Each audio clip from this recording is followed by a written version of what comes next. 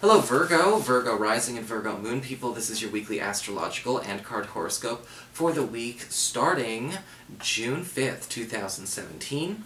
And a quick reminder for you Virgo people out there, remember if you ever have any questions about why do astrologers talk about the rising sign, why is that important, why is it relevant, how do I find it, and all of those questions, you can actually look at a video I put up a while ago. It's on the main channel page. It's a featured video giving a little rundown, a little education about how that all works.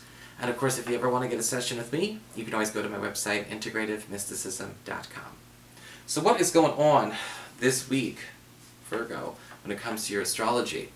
Well, we've got a lot of good going on this week. And in the beginning, Monday, Tuesday, we've got Mercury, planet of communications, in Taurus, in your 9th house of higher education, travel, broadcasting, government, legal proceedings, and your spiritual life, forming a lovely sextile connection to Chiron, currently in your 7th house of partnerships, your closest one-on-one relationships. That's your boyfriend, girlfriend, BFF, business partner, roommate, all of the people you spend all that closest one-on-one time with. And when Mercury sextiles from the 9th house, there may be some opportunity to patch up an old wound when it comes to one of these people in your life that's been sort of like either the elephant in the room or a dark cloud hanging over the relationship, whatever this connection is. And this might be something that is very nice for a lot of you. You know, sometimes that happens. That dark cloud that, you know, hangs over a friendship or hangs over a relationship. We're still together, we still love each other, we still care. But it just seems to be something that's taking a little bit of that energy or taking out some of the shine. There's an opportunity to fix that upcoming, you know, and it looks to me like this may actually be an adventure both of you have to go on together to force that rebonding. Later on in the week, we've got Venus, planet of love and harmony and affection and even some money, moving through that 9th house, and it's connecting to Mars, currently in your 11th house of friendships and social networking. And, you know, there may be a chance for a lot of you single Virgos out there to meet love abroad, or meet love through some kind of academic program, or maybe even some kind of widespread network. This can indicate a situation where long-distance relationships are favored. For those of you who are in long-distance relationships, you may find that there's an opportunity to get closer or to even see or reconnect with a partner sooner than you had planned. And for those of you who are currently, you know, single or not talking to anyone, or maybe you're kind of flirting at a distance, an opportunity to connect or even bond closer or even just close that gap will be discussed as well. So what's going on with your astrology? I mean, your astrology, your tarot card. We just literally did astrology. What's going on with your tarot cards this week? Well, let's start with the oracle card, actually, for your spiritual advice. We've got the card of the Ragnarok. And the Ragnarok is kind of an interesting card, because this is sort of this deck's version of the Tower. It talks about tearing things down because of the cracks that are already there.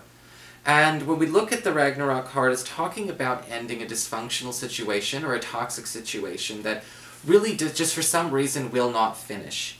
You know, and a lot of Virgos I think have been going through that, where there seems to be the same fight, the same vent fest, all of that stuff over and over and over again. But there seems to be a lot more venting and a lot more drama than solving. You know, sometimes people get together and they fight just to take the edge off, just enough to buy time to come back and fight again. Whether this is in friendships and family situations, at work. And the Ragnarok card is saying, you know, this week, you know, how do we bring this to a satisfactory end? How do we bring that vicious cycle to an end? Some people don't want to bring a vicious cycle to an end. Some people turn that into some other form of therapy. I don't understand those people, but you may be dealing with some of those people. And you may feel like this is a point where, okay, look, if it's not going to solve, maybe you have to end it from removing yourself from the situation, or booting somebody else out of that situation. But either way, the punctuation must be made. For your Earth sector, when it comes to your work and finances, we've got the Five of Pentacles reversed. It's an interesting card because normally the card upright is terrible, and most people think reversed is bad. But the Five of Pentacles reversed is the opposite of both. In fact, the Five of Pentacles reversed can indicate some kind of opportunity for wealth to come your way to patch a hole that has happened in your budget or in your pocketbook. Some of you may actually find out you have a second chance with a work situation, or possibly even a second chance at a good sum of money that you thought had gone by the wayside. You may be finding out that even if you have been spending a lot more than you could have expected, especially in the month of May, again, a lot of that recovery is going to be going on. A lot of opportunities for recovery and maybe even compensation to you will also be coming this week. And the Five of Pentacles reversed is talking about, again, not only patching the hole, but filling it. So this could be a great week for a lot of you, even though it's thinking about getting things back. Getting things back will attract more to pile on top, so keep that in mind. For your communications with air, when it comes to your friends, your relatives, the others in your life, we've got the Six of Wands upright. Beautiful card for the Virgo people, because this can indicate popularity and acclaim. Possibly even a crowd.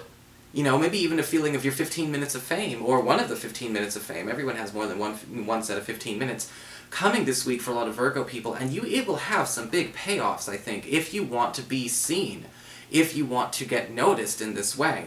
This may actually push you to a situation where this gives you a lot more more credibility in public where you want it, especially if you need to get that kind of attention for something else, to dedicate that kind of attention and energy towards something else. The Six of Wands upright can also indicate somebody going out of their way to actually come and see you, and you may actually be having your own encounters with somebody with a lot of social sway and social clout, maybe even pulled up onto the same platform or pedestal they are held on. So, good for you. We'll see how that works. We'll see how that goes, eh? For your challenge this week with fire, we do have the Emperor card upright.